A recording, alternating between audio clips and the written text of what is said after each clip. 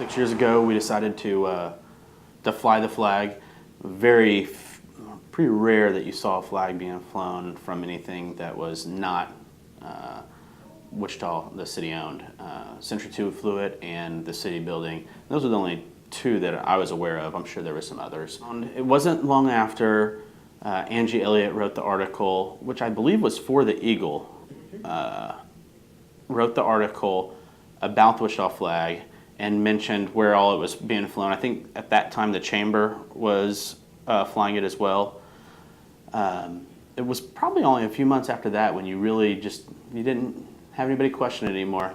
Yeah, I would say that 6 years ago we were at a -3 of awareness for certain. Now I believe we're at a 10. I mean, I really believe that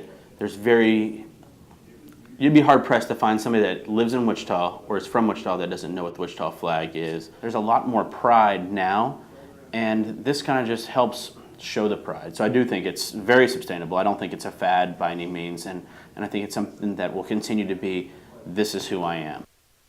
The people that have been feeding it are the ones that have made it the bonfire. The people that have gone into Lucinda's and bought those patches. I mean, that was probably the very first time I noticed something outside of between stuff I'd seen Ian do and my own efforts. If you were to take anything off of there, something would be screwed up.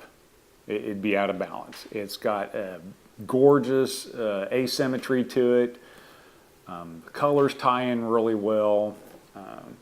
Between the non-objective aspects with the stripes and then focusing in on this ancient symbol, means the word Hogan, which means permanent home.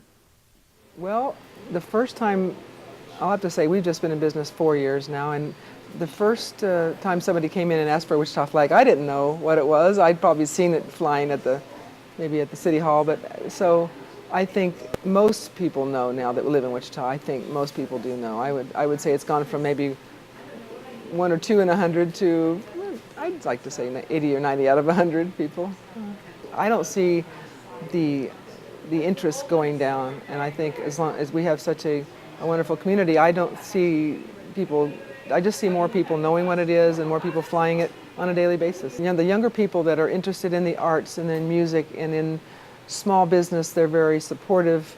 They are who I give credit to of reviving the interest in the flag. It's been around since 1937, so my generation can't take much credit for that. So. We at the Chamber noticed that there was a resurgence in popularity. People were starting to notice it, talk about it, use it in art displays, wear it on their lapels. So we thought, what a great way to foster civic pride and pride in Wichita than to kind of give the Wichita flag a personality and kind of give it a life of its own.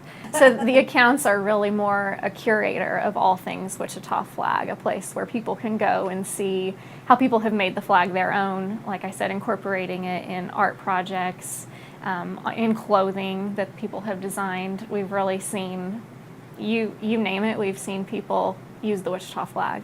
We get the question a lot if there are any copyright issues with the Wichita flag, and the answer is no. There's not any copyright issues. It's public domain, and that's one of my favorite things about the flag, is that it really is everyone's flag.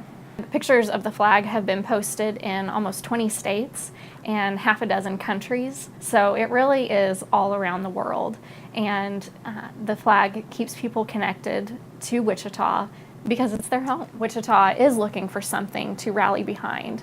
I think there are so many people in this community who do love Wichita, love living here, love working here, raising their family here, and the flag gives people something to unite behind.